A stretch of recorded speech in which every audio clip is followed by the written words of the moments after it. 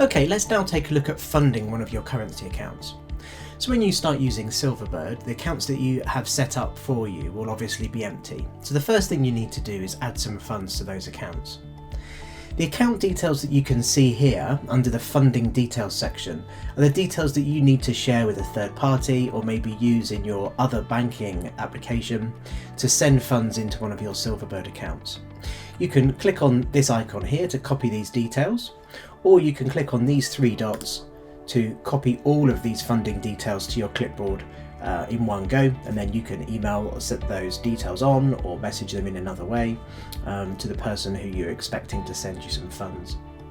It's important to remember that the funding details information that you have here changes depending on what type of payment method you're expecting to use.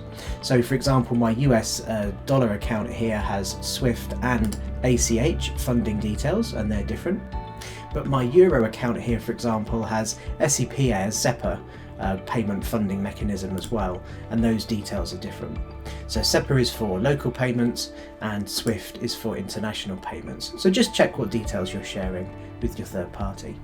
You can check when the funds have arrived into your account by obviously looking at the balance of the currency account first. That will show you whether those funds have arrived.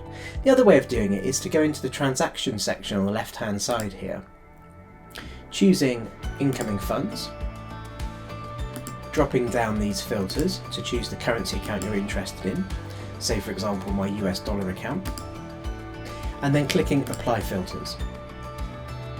This will now show me my incoming transactions into this particular US dollar account, and I can watch out for the funds arriving in this way too.